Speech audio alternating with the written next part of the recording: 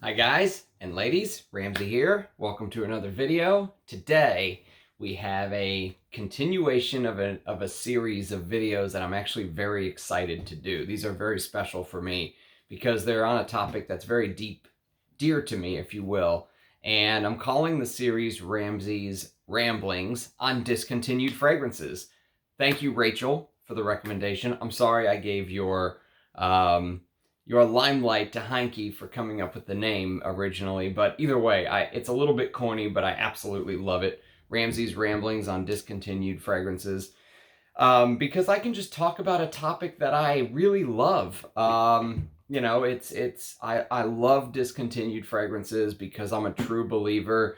And you know, I may sound like the crotchety old man, even though I don't look like one, where I say everything was better in the past. But the reason is I've gotten my nose on some of these. I've done comparison videos. I have both versions. I can tell you with 1000% certainty there are differences between the distributors. So I plan on focusing on discontinued fragrances and packaging or distributors of a certain fragrance that are now different than when they were in the past. So even if a fragrance is still being marketed, if there's an older version that I like more that I want to talk to you guys about, it's going to show up on this episode. Now, one thing of note is, you know, last episode I named it, I said A through C. We were going to go in alphabetical order. And then I started looking at my collection and I realized that there's a lot of fragrances in that A through C category that are discontinued or have different formulas that I want to talk about in this series.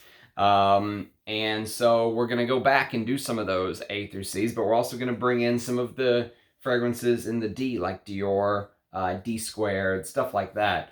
So I hope you guys enjoy this video. I'm really looking forward to it. Before we get into it though, I want to show you guys something. Got my drink of the day. I'm going to do a scent of the day, I promise. Drink of the day, and look what my old man brought me back from Jordan, which is where I was born.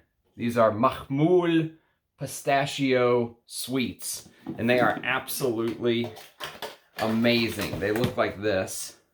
They come wrapped, and it's like this rosewood flavored pistachio. It's amazing. Amazing stuff from the fatherland.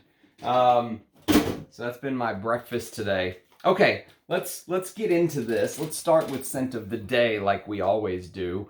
Today's a very special scent of the day. It's one of my favorite fragrances. I can guarantee you this will be in the top 100. It's just a matter of where. This is Bel Ami Vetiver. My God, what a fragrance Jean-Claude Ellena did here. I will tell you what,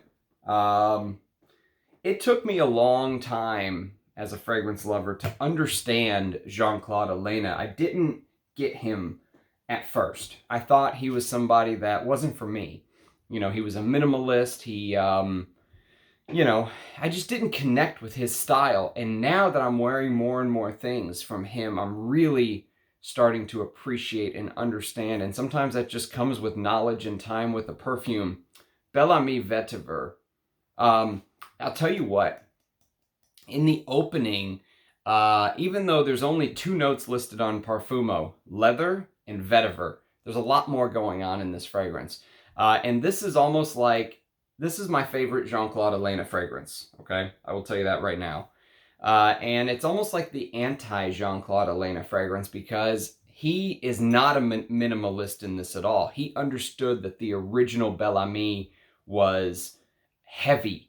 And, you know, the leather note was rough and it was right there in your face from the get-go, and it was abrasive. It was like a Brillo pad, you know, scratching on you. And so he didn't take his minimalist style that he learned and loved so much here. He went very heavy-handed in this. This is a very strong perfume. But it's perfect for spring because it has that vetiver note, which is such a serious note. I mean, if you wanted to go have a serious business meeting where people are really, you know, everyone is very focused on what's going on and they're not fooling around, Bel Ami Vetiver, or vetiver in general, I think is a beautiful note to wear for business. So that's my scent of the day. I'm absolutely loving it. And, you know, this is probably backup bottle worthy. Look at the beautiful artwork on the back. I just absolutely love it. Okay, so now let's get into the actual list. And we're going to start with a fragrance that I get asked a lot about. So I'm going to show you one I talked about on the last list, but not to show it to you, just to kind of make a point.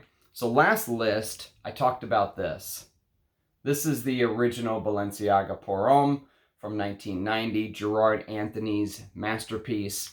God, this fragrance. I showed you guys my tester bottle with the notes on the back. This is my smaller 30 ml that I'll carry with me from time to time if I want to, you know, reapply and choke everyone out in the room. And everyone always asks me, now this fragrance is very hard to find. It's very expensive. People ask me all the time, is there anything close to Balenciaga Pour Homme?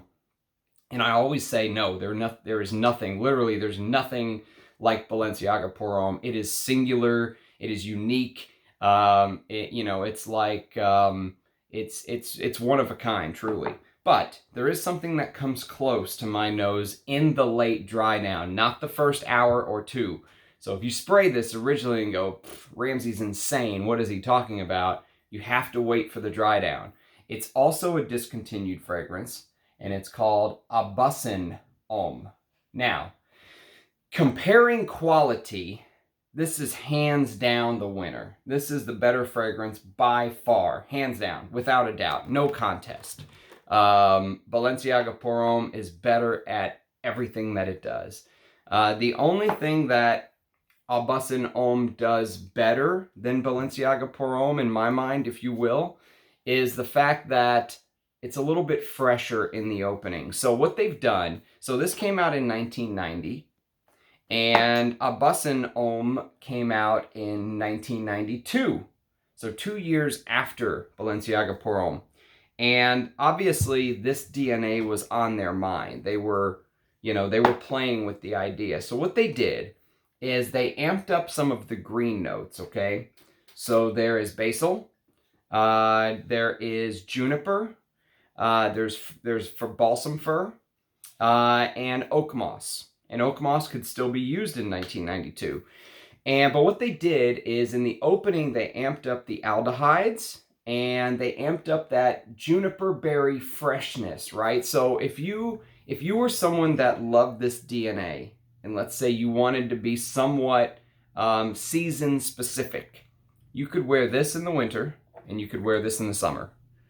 This could be your trio if you wanted to have this DNA, because in the late dry down, in the opening, this smells super fresh.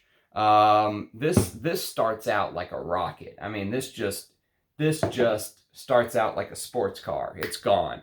Aubusson Homme starts out very fresh. You know, you're going to say there's no comparison between the two. If you just spray it on, smell, and walk away, you won't get the late dry down comparison. But once it hits about the 1 to 2 hour mark, I would say, you start to notice that they really took heed of this DNA, because you get that cinnamon that you get in Balenciaga Pour Homme that's so prominent.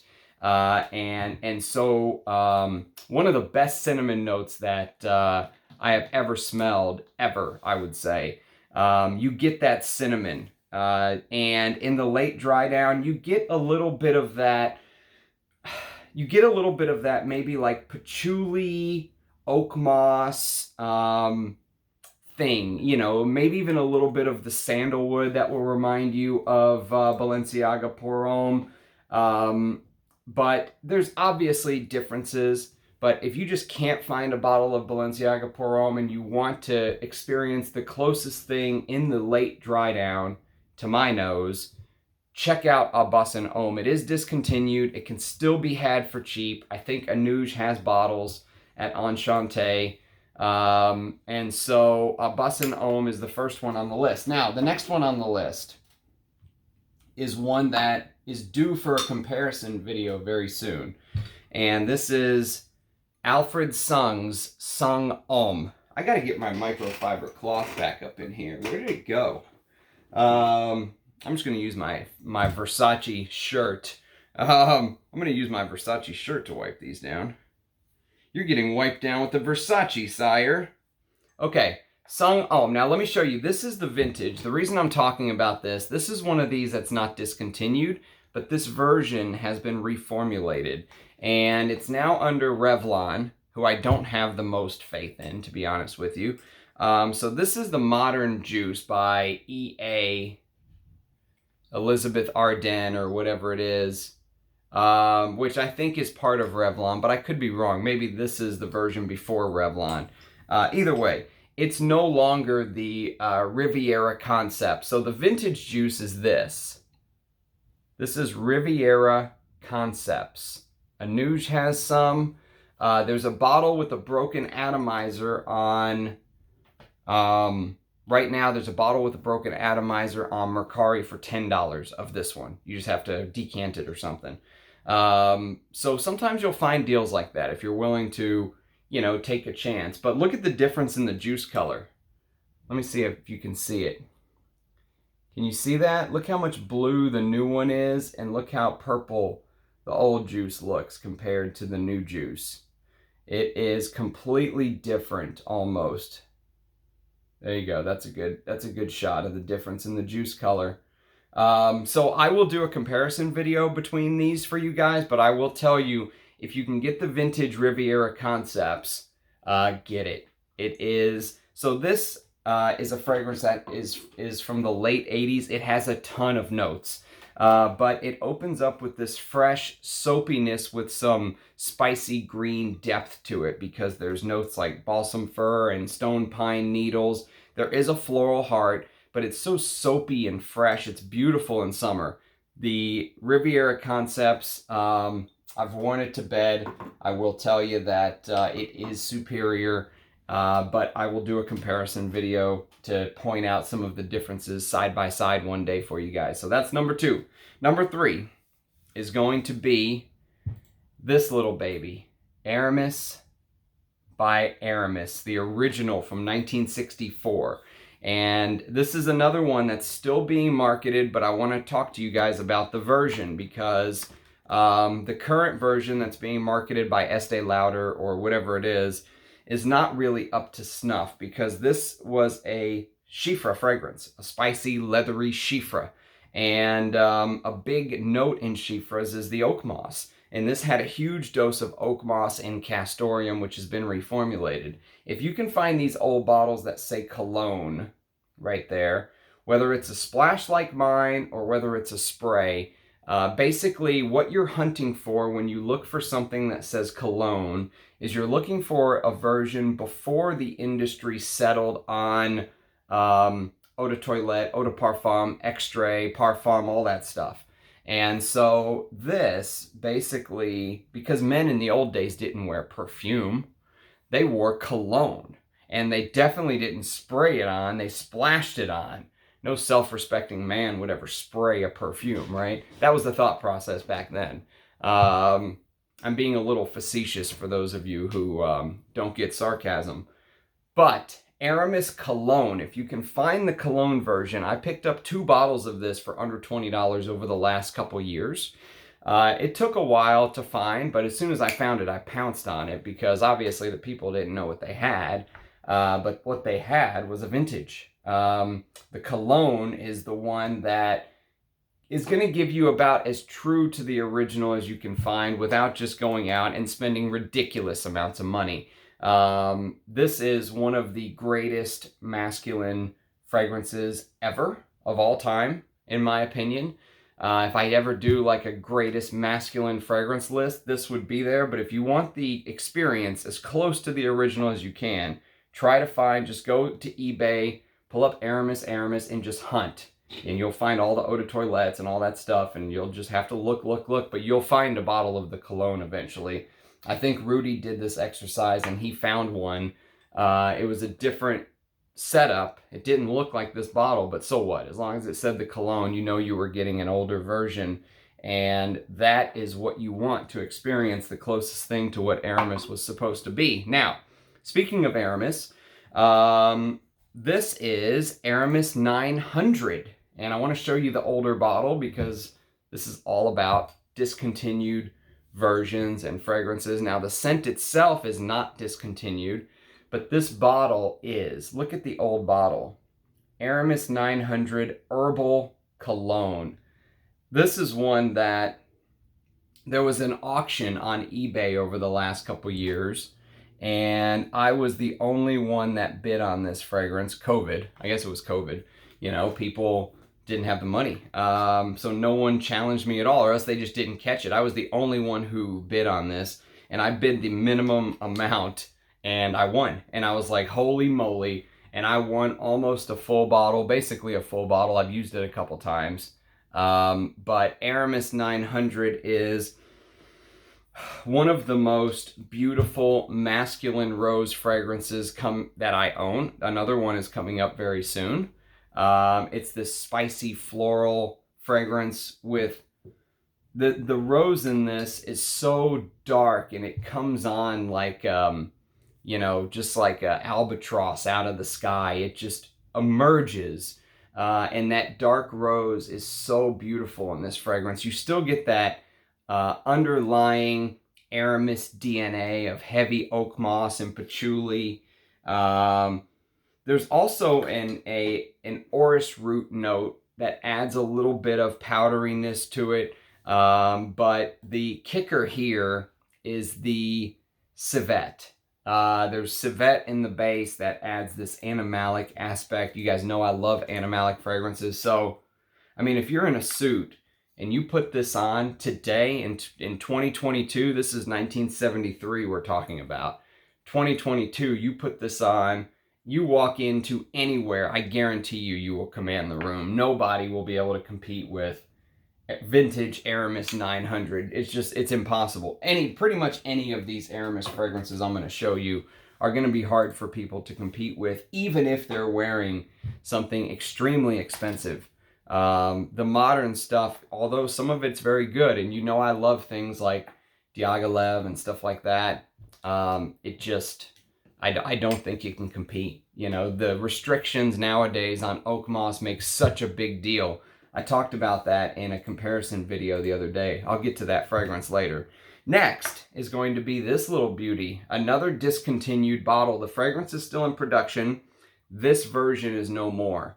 This is Aramis Devin Country Eau de Cologne Natural Spray Vaporizator. So Aramis Devin is Bernard Chant's take on what was very popular in the 1970s for women, which was green chiffre fragrances like, for example, green number 19 was a big green fragrance. Aromatics Elixir was another big green fragrance, stuff like that. And this is that DNA, in my opinion, but for men.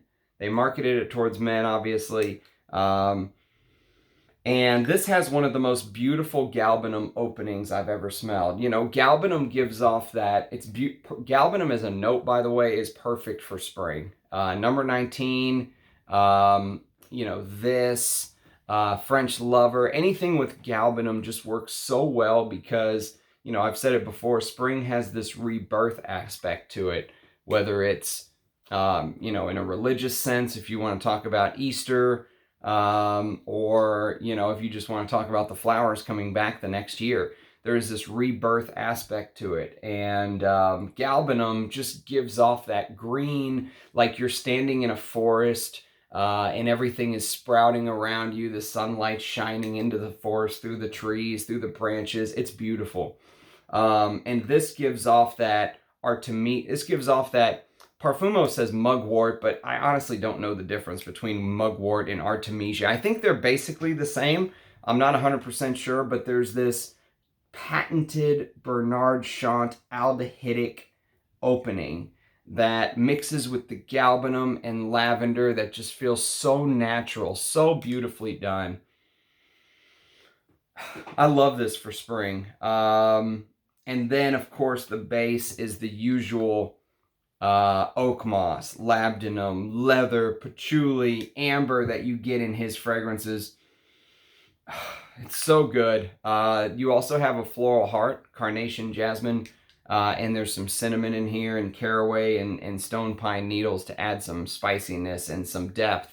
But I mean, look at the color of the juice. It's just perfect for spring. So glad to have a vintage bottle of this.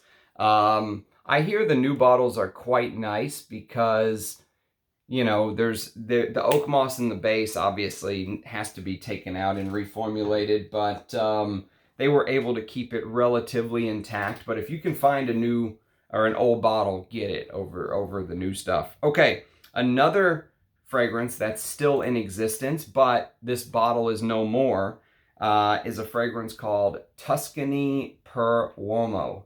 Now, this fragrance goes into this is Aramis kind of going into the next phase of masculine fragrances, if you will.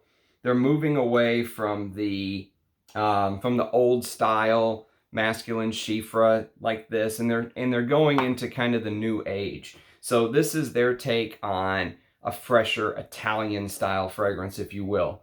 And Tuscany Per Uomo, so the bottle you want looks like this. It has a star at the bottom, and it looks very similar to the bottle they ended up putting all of the Aramis fragrances in. I'll show you if you give me a second. Okay, so this is what the new style bottles look like.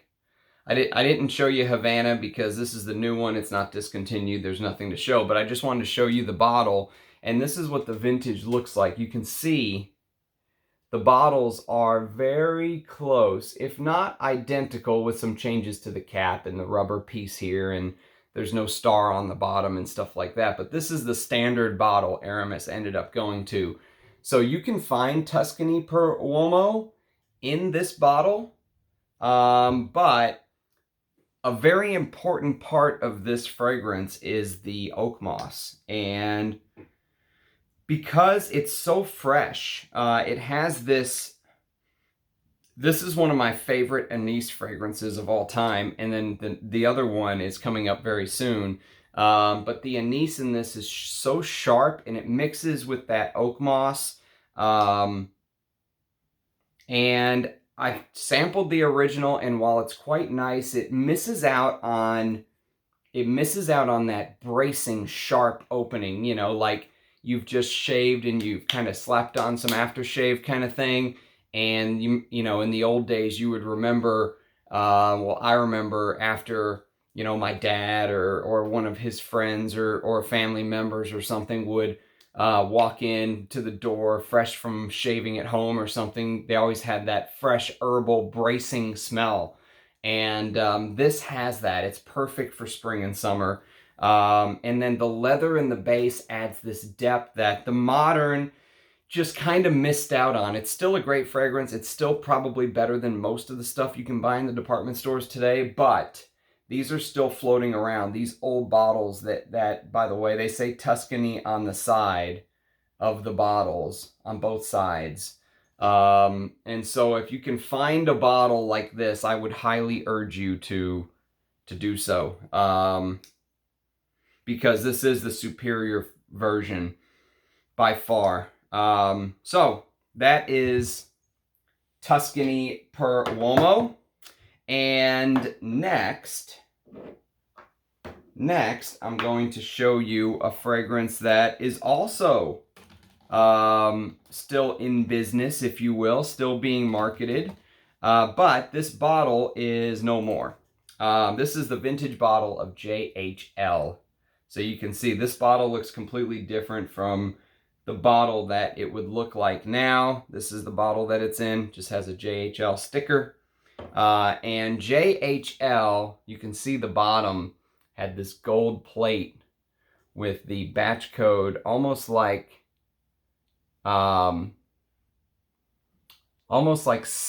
fastened onto it. I like the presentation. It's very classy. Very, very classy, this old JHL bottle. So I want to show you the presentation of the old version. And this fragrance, God, if you're an Oriental lover and you like fragrances like, for example, if you like fragrances like Cinnabar or Opium or something like that, JHL should be very close to the top of your list, because JHL stands for Joseph Henry Lauder, and it basically is Estee Lauder's interpretation of an Oriental fragrance for a man. She made this for her husband because he actually loved wearing Cinnabar and Opium and stuff like that, which I can't blame him. Opium's one of the most beautiful fragrances I've ever smelled in my entire life. This has that vanilla, labdanum, cinnamon mixture that's warm and cozy. They tried to make it a little bit more masculine with some citruses at the top. I detect a big dose of aldehydes as well. Although Parfumo does not list any aldehydes, I detect Bernard Chance, Josephine Catapano made this, and what's interesting about this is she made Youth Dew as well. And Youth Dew was like the predecessor to Opium from the 1950s. I think I might even have a bottle here. Yes I do. Okay, so here's Youth Dew. And this is one of the most popular women's fragrances from the 1950s. Oak moss. The oak moss in this, you can smell it directly from the atomizer. And so she made Youth Dew, and she also made this, which is very interesting that Estee Lauder chose Josephine Catapano to create this fragrance for her husband, because she basically invented the DNA that he loved to wear, wearing stuff like Opium. Opium borrowed heavily from Youth Dew. And so JHL is almost like a continuation of that. They added some pimento at the top to make it more masculine. They added balsam fir and clove. Clove is a big note here. I mentioned yesterday the vintage Bijan Man, which is coming up later, has a big dose of clove. Bracken Man has a big dose of clove. This has a big dose of clove. But it has this very orangey line running down the center of the fragrance. And so if you can find a vintage, I would highly urge you to grab it while you can before prices get insane if they're not already. But JHL, even the modern juice, I would say, is probably worth grabbing. I've never done a side-by-side comparison. I hear it's quite nice, but the vintage is what you want, as usual. JHL. Okay, next. Next, we're going to do a Aramis fragrance that, unfortunately, only lasted a couple years, and I think it should have lasted much longer. This is Discontinued, and it's one of my favorite tobacco fragrances of all time. Maybe not my favorite, but one of my favorites. This is Aramis Tobacco Reserve. My God, what a fragrance this is. I mean, the genius of this fragrance is this tobacco leaf that, to my nose, opens up a little bit green. It doesn't open up fine tobacco right off of the get-go. You get a little bit of that tobacco leaf, and then you get the tobacco later on. And it's such a perfect tobacco fragrance for me because there is a little bit of sweetness from this tonka. Tonka adds this powder, this Play-Doh-y, sweetness that I normally don't like in fragrances that are tonka heavy on their own, like Fève Delicious and Tonka Imperial, which I own, but I'm not the biggest fan of. But here, the tonka is used just to kind of give this embellished sweetness, if you will. It's not a true sweetness.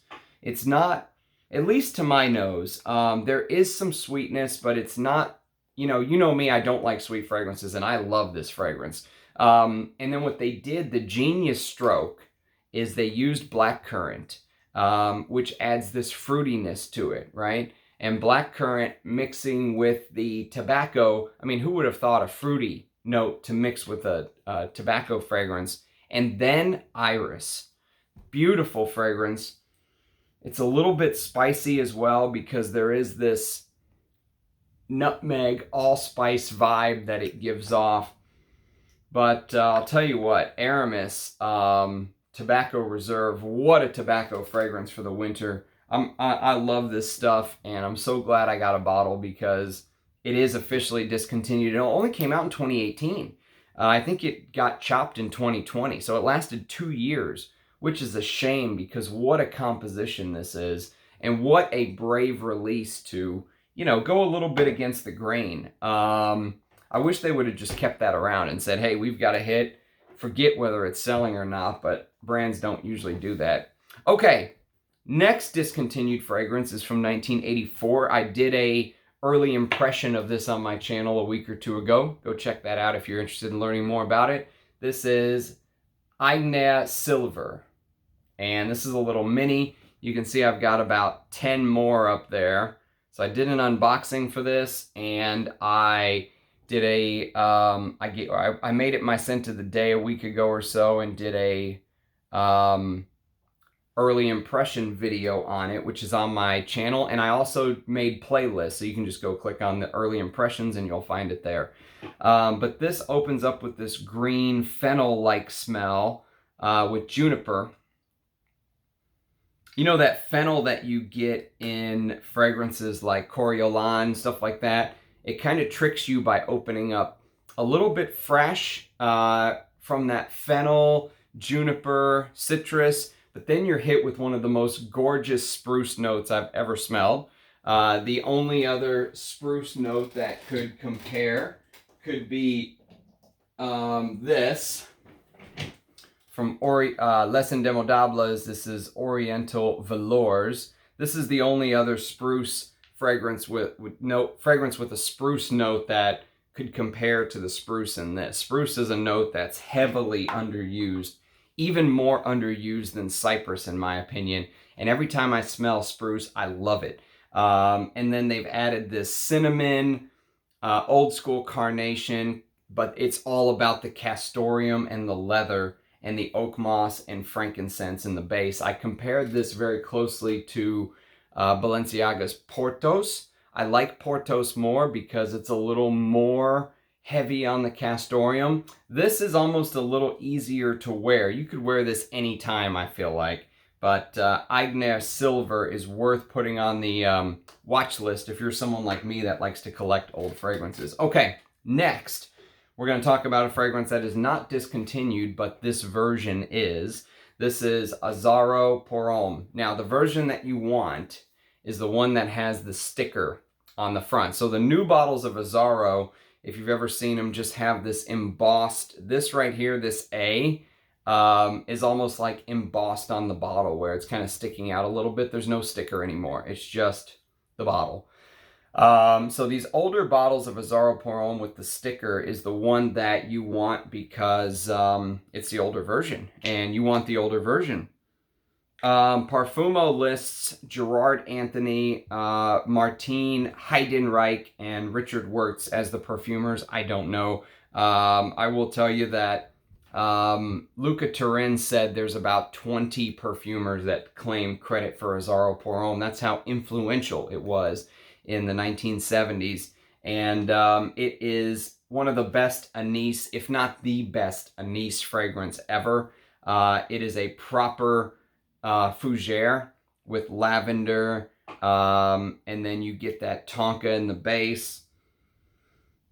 But it's that masculine leather, you know, spicy cardamom, the lavender and the anise in this is just beautiful. And I will usually wear fougères. So for me, I wear this in weather like this, spring, 70, 80 degree day, perfect for a fougere like this. And I love, this is also a very bracing anise fragrance. These two, while completely different in smell, share something in structure to my mind. Tuscany Per Uomo and Azzaro Pour Homme, they share something, maybe not in structure, but in feel when you wear it. They give off that, you know, very bracing, I've just entered the room and everyone turns to look kind of thing, because that sharpness kind of catches people's attention, but in a very traditional masculine way, you know, proper professional masculine. This could easily be a signature scent of any classy person you can think of from the past, you know. This could be a James Bond scent. It easily could be someone like that, you know, secret agent stuff. Okay, next we're gonna do another Azzaro. This is Acteur. I hope it's Acteur. I used to say Acteur. Now I have no idea, but I'm gonna say Acteur. But like I said before, I'm Texan. It's my God-given right to mispronounce stuff. So this is the only bottle of this that I have. And Acteur is discontinued. This is the second masculine rose fragrance in the list. Aramis 900 is the first. And these two share big similarities to each other. Aramis 900 and Acteur are the two masculine rose fragrances from the 70s and 80s, along with Van Cleef & Arpels Pour Homme, which will make a later Ramsey's Ramblings video, because Van Cleef & Arpels Pour Homme also has that, you know, leather with masculine rose, stuff like that. So this is 15 years or so after Aramis 900, give or take. And this has this nutmeg, cardamom, calamus, and bergamot opening, which is a very strange opening. The first time you smell this, you will think it's strange. I can guarantee you will think it's strange. You might not even like it. But give it wears. There's such a beautiful rose note in this. And then when it dries, that leather comes out in the base that I just love. You know I'm a sucker for leather. I'm a leather lover through and through. And this has that leather, oak moss, traditional, you know, it smells like a 70s fragrance, actually, even though it's in the 80s. And I love this stuff to death. I need a second bottle. This is only 25 ml, but they can still be had for a good price. There are some vintage fragrances that just kind of fly under the radar. This is one of them. So if you're a collector like me, that's one to scoop up. Okay. We're going to go back to, we did some A's, we did some B's. We're going to do another B that I didn't talk about last video, a Balenciaga fragrance. I don't know if I got it in that night or the night after or something, but I don't think I had it on hand at the time. This is called Cialenga. I hope it's pronounced Cialenga, but there you go. There it is right there, Balenciaga Cialenga. And Cialenga is a 1973 release. This was put out by Jacques Janssen, Jantzen, Janssen. I don't know any of his work.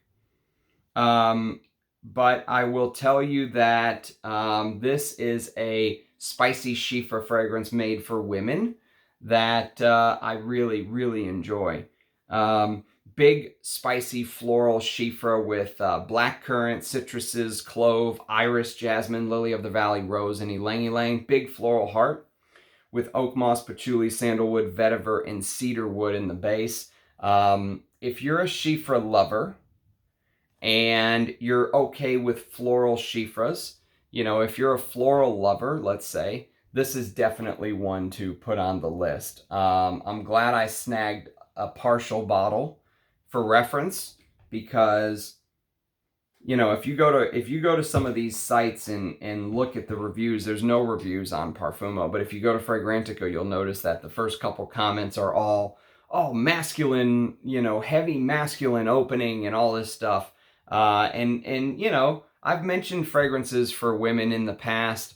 Azure by Estee Lauder, the vintage. I mean, God bless the women of the 70s for what they used to wear. I mean, it was amazing perfumery they were blessed with. But it's funny because nowadays modern women probably wouldn't be caught dead in some of the stuff that they used to wear back in the day. And I really like the stuff from back in the day. I would love to smell something like this on a woman nowadays. I still never have, at least not just out in the wild. But maybe one day I'll run across someone who's into vintage perfume. Okay, next we're going to talk about Bijan Man. And I talked about this fragrance yesterday. I did a comparison video, actually. And so while this fragrance is still available to purchase, it's the 5-star fragrances version, which if you watch my video, JJ Colburn left a comment talking about 5-star fragrances and the distributor and stuff like that. You can go read about it. But this is the original distributor by Bijan Fragrances Inc. And so that is the one that you want if you're looking for the vintage. They're out there, and this is an oak moss bomb to me. There's so much oak moss in this fragrance. Patchouli, sandalwood, musk, clove, amber. Go watch my comparison video and you'll get a better idea of it. Okay, next we're gonna do, gotta speed this up because we're at 40 minutes already and I'm literally rambling. Now we're gonna do one that probably no one has ever heard of unless you heard me talk about it 1 or 2 times early in my channel when I did unboxings or stuff like that. This is from the house of Thomas Lawrence, which probably no one's heard of. And this is a fragrance called Batu IVray. I got this from a Nuge. I wish I had dug the box up out of the attic. It's one of the coolest boxes ever. If you go to Parfumo and click on the first image underneath the bottle, you'll see the box. It looks like, remember the game Asteroids back in the day? It looks like if you took Asteroid, the game from like Atari, and turned it into a 3D image. You know, it looks like there's this space cloud and asteroids are flying through. It's so 1970s. But this fragrance is, no one talks about it because it's lost to the record books of history. I mean, look at the old school atomizer. It's so 1970s. This is a 1975 release. There's no notes at all in Parfumo. To my nose, I get a big hit of musk, maybe like Jovan musk kind of thing, with some castoreum, probably some vintage castoreum, and something aromatic. I have no idea. Clary say I don't know what it is, but it's very musky to my nose, very 70s. But if you just want something insane that no one else has, there's actually 2 people in all of Parfumo that claim to own this fragrance, and I'm one of them. So you want something under the radar, check this out. I think a Nuge at Enchante has some bottles. Okay, next we're gonna do a discontinued fragrance that I have a comparison video coming for you guys very soon. This is Montana Parfum D'Homme. And Montana Parfum D'Homme, this is the vintage bottle that I got off of Styx. And I did an unboxing of this a few days back as well. You can go check that out. But Montana Parfum D'Homme is an Edouard Fleischier. It is discontinued, but there's also a bunch of different versions. I have 3 bottles and they're 3 different versions.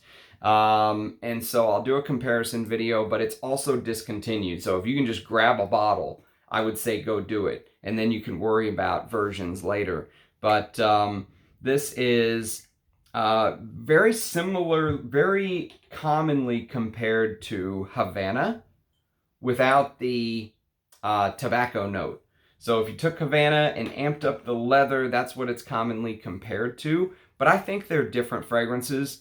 I can tell the vintage has much more of that green, you know, that tarragon, pine feel. That the modern feels much more sweet, kind of like in my Bijan comparison video. I said the modern version feels much sweeter with the honey amped up kind of thing. Ditto for the Montana. I won't ruin the comparison video, but I will say that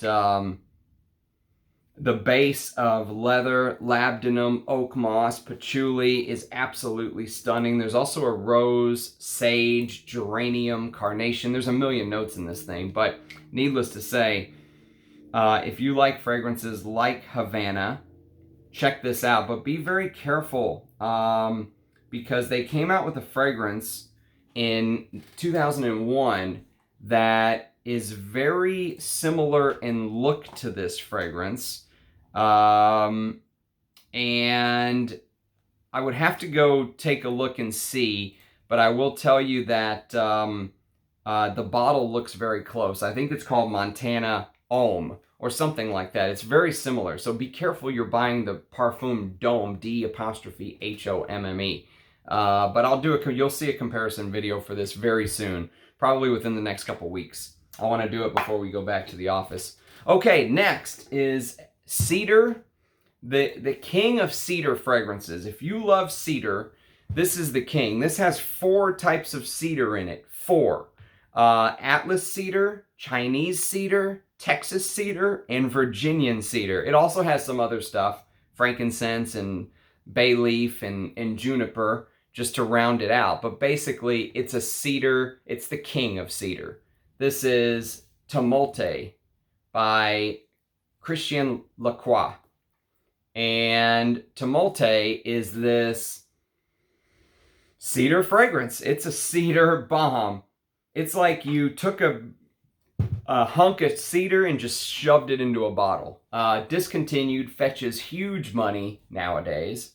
But one to put on the list if you're someone who might decide to drop a couple $100 on a 30 or 50 ml bottle.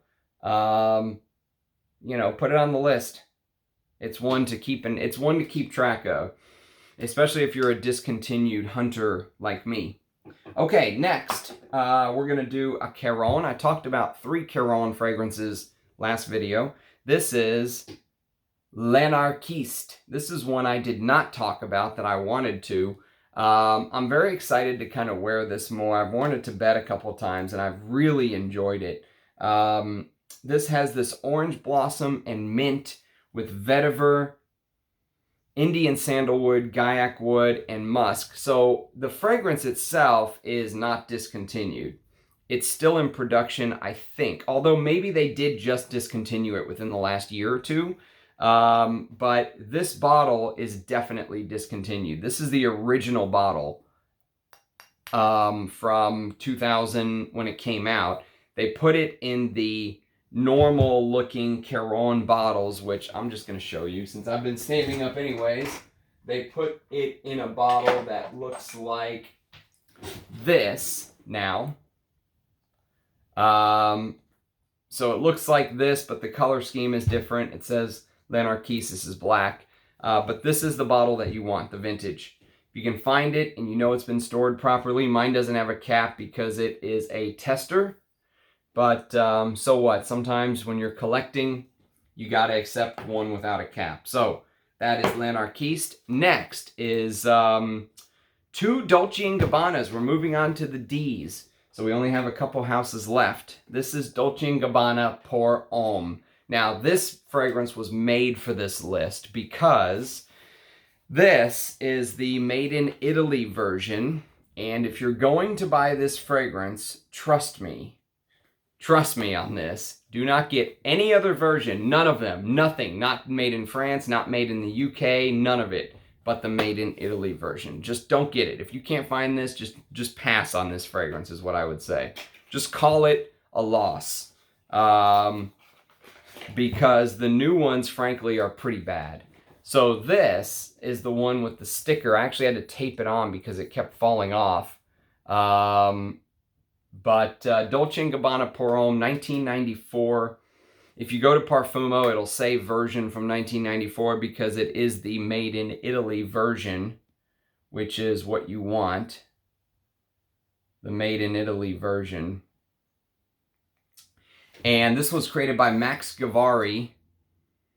This is this beautiful Italian. Again, these 2... different from the way that it shares some similarities with Azzaro, but same in the fact that they're going for that Italian cologne vibe, but modernized. So this did it first in the 80s, this did it in the 90s, but they both give off the same impression. Modern, classy, Italian style fragrance with heavy citruses, which normally I don't like, but this adds this iris, which really smooths everything out with a beautiful sandalwood and a lovely tobacco. The tobacco in this is what makes it. Minus the tobacco, I don't know if this would be the same. Lavender, there is a bit of tonka to sweeten it up just a bit, but it's not a super sweet fragrance. And then cedar in the base. Oh God, what a fragrance to wear during the heat. I mean, you just scream, you know, unique, appealing. It's very attractive. It is, you know, people will take note while you're wearing that fragrance because it's so different. It's very different. Speaking of different, Dolce & Gabbana, you know, I don't know which one I like more. I thought that this was the greatest fragrance Dolce & Gabbana ever did. Pour Homme, the made in Italy version, but I'm wearing this more and I don't know. I'm torn now. This is Bijan Man. This might be the greatest fragrance Dolce & Gabbana ever did. My God. Bijan Man is one of the most, it's a perfect lavender fragrance for the office. You know, if you want to smell classy, professional, if you want to smell like, you know, you are, every detail of your, you know, personality, of your outfit, of your impression that you leave for people was, you know, paid close attention to, that you really, you know, you actually made an effort kind of thing. Bijan Man is perfect for the office. It is so appealing. And yet somehow, some way, they made an appealing fragrance that is also interesting for the frag head like me. You know, this can be worn any place, anytime. I prefer to wear it in spring and summer because I want to wear better, you know, heavier stuff in the winter. But Bijan Man, I mean, if you can find this, and you can find it for a good price, get it, because it is a special fragrance. All right, we're going to the other side of the table here. Only 7 more left. We're almost at an hour. The first, D² Potion. This is the Eau de Toilette, as you can see right there. This fragrance is a fragrance that was created by the great Annick Menardo. And I do say that with some purpose and meaning, the great Annick Menardo, because she is great. You know, she is one of the Hall of Fame perfumers to me. And this is what designer fragrances used to be, even a decade ago. Oh, God. Angelica, mint, thyme, gentian, pepper, rose, cinnamon, amber, cashmere wood, which is cashmeran, musk, and patchouli. But it has that, basically, I've told you before, I love Angelica. Anytime I smell a fragrance with Angelica, like Creed's Royal Oud, stuff like that, it really starts getting me interested. For whatever reason, it flips the switch on a fragrance for me. Angelica's here with Annick Menardo's, almost like her patented benzoin, you know, warmth underneath that like Annick Menardo just threw a blanket around you kind of thing. It's so comfortable to wear in the cooler weather, but there is a freshness to it because of that mint. It's like she walked right up to the line of making it like a gourmand, but it's not a gourmand. It stays classy still. Tough thing to do. Bravo to Annick Menardo.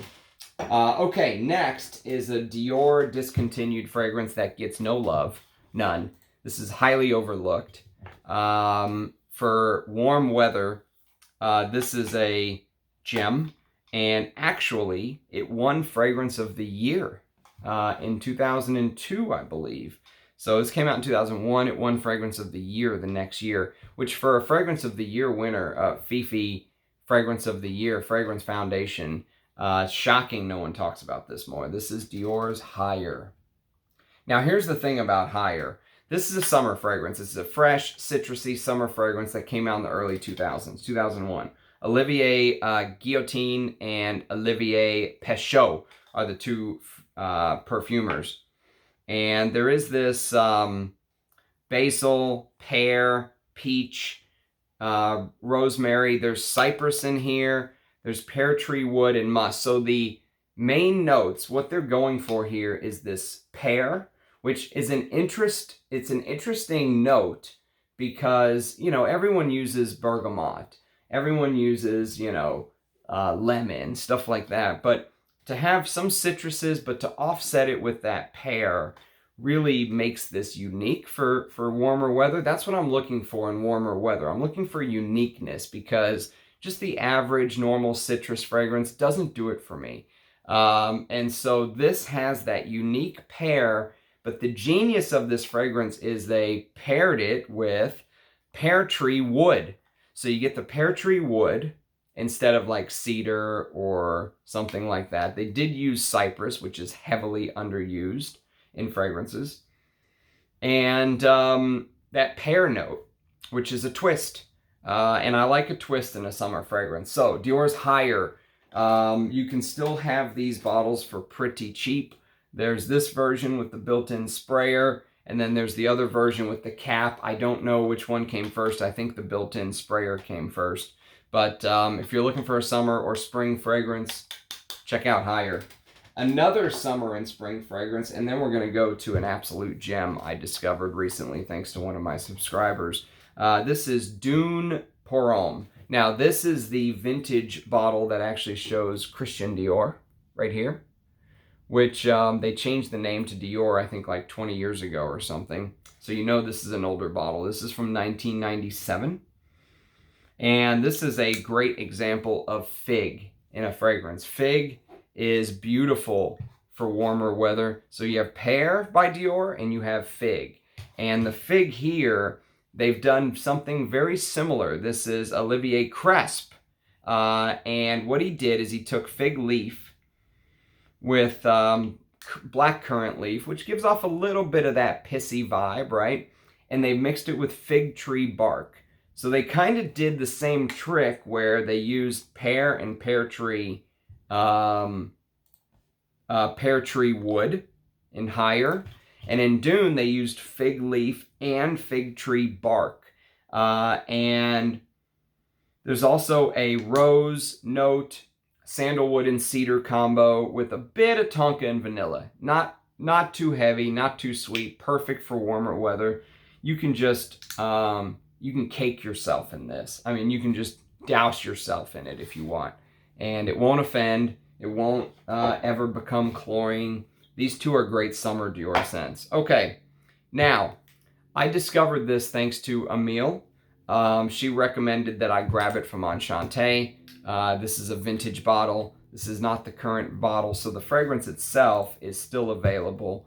But Francois Demachy reformulated it in 2009, and apparently it's not the same fragrance. But if you can find this bottle, just from, you know, a first wear, an early wear, let's say, you know, I'll talk more about it as the channel goes on. But this really kind of shook me because I thought for sure the best fragrance that Guy Robert ever did was Amouage Gold for Women, Gold and Gold Man. I thought that was his masterpiece, but I'm not so sure anymore. This is Dior Essence. Wow, what a fragrance this is. It's a floral chiffre fragrance. So you could think about something like Cialenga, but for me, there's no contest. Dior Essence just wipes the floor with Cialenga. And this is a great fragrance, but it's not Dior Essence. Dior Essence is something that really shook my belief in what I knew about Guy Robert, because I know Equipage, I know some of the things that he did, right? And Dior Essence is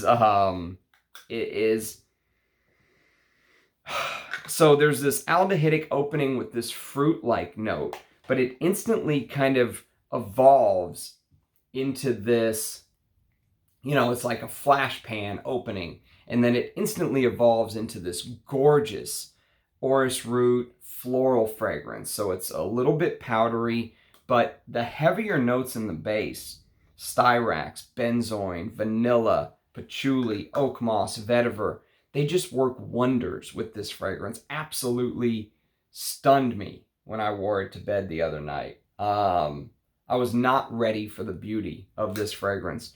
So I'm going to give it a full wear soon, and I will report back. But Dior Essence, thank you, Emile, for the recommendation. You were spot on as usual. Okay, next, we're going to do 2 Francois Demachy's, and then we're going to do one of the greatest vintage leather fragrances of all time. So the first is Dior's Fahrenheit Absolute. Now, this is basically dark Fahrenheit. Mark from the Robes 08 channel called this the devil's juice, and he's not wrong. This is, as you can see, incense, oud, myrrh, and, well, oud wood.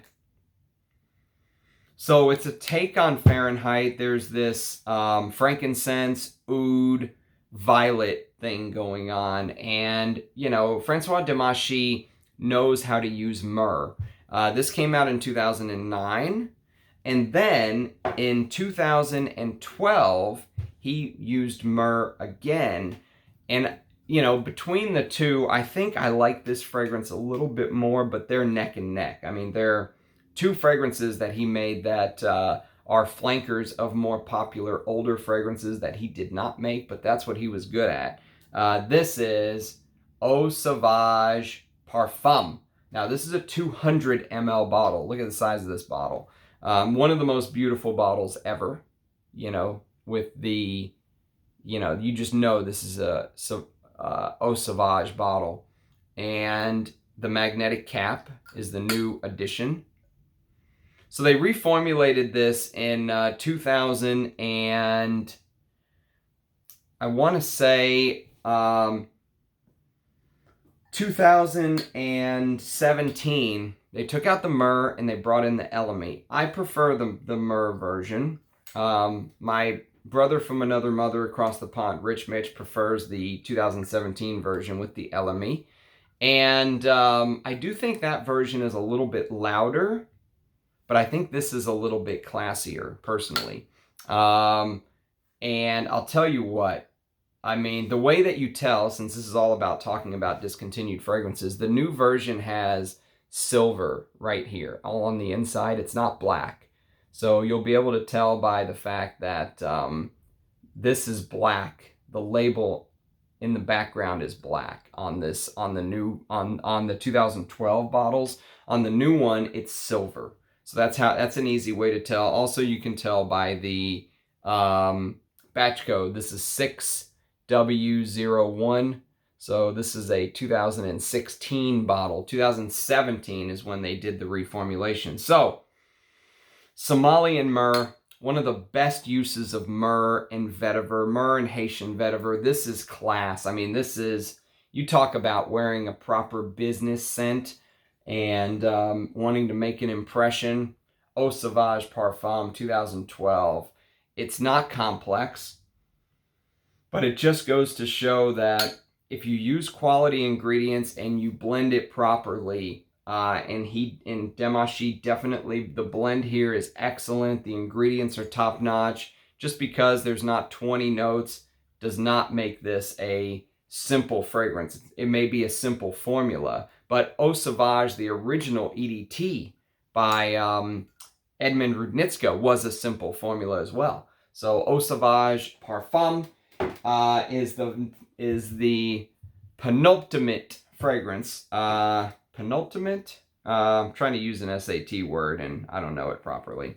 Last one, final one, an hour and 4 minutes in, and one that if you're a leather lover like me, you have to have this fragrance. It is a must. Must. This is Jules by the House of Christian Dior. This is the vintage. They reissued this fragrance in 2016, I think. And they put it in that square bottle with the, you know, big cap that looks like the bottle. If you look up higher on Parfumo, you'll see that same bottle used again. They use like the higher bottle. This is the vintage. This is the one you want, this dark bottle. Look at the font that says Christian Dior. If it just says Dior, you're getting the reformulated version. They also used to do weird stuff like this on the bottom of the batch code was all written all weird. But this is a 50 ml. This is Jean Martel, who created Paco Rabanne Pour Homme, two of the greatest masculine fragrances of all time. This is tarragon, cumin, basil, jasmine, rose, sandalwood, and then it's the leather suede combo in the base that just hits it out of the park. That green, basil, tarragon, cumin, artemisia thing going on in the opening with lavender, and then leather is... oh, what a masculine fragrance this is. So, I hope you enjoyed the Ramsey's ramblings. If you can find this version, I'm telling you, get it. Get Jules. But I hope some of these helped shed some light on vintage versus current and all that good stuff. So I'm calling this episode 2 instead of, you know, A through D or whatever it is. This is just going to be episode 2. We'll do more episodes of these Ramsey's rambling videos. So I thank you very much for watching. And once we get to 1,000 subscribers, I'm going to do my top 100, which will probably be like a 2-hour video, but it's going to take a monumental effort. But hey, we're already at 1 hour and 6 minutes now, so you know I can ramble. I can talk if I need to. So I appreciate all the comments. I appreciate the likes. It's always appreciated a subscription. And I'll see you guys tomorrow. I've got some more videos lined up, so I do like seeing your faces below. Leave me a comment. Tell me what you think of the video, and I'll see you again next time. Cheers. Bye, guys.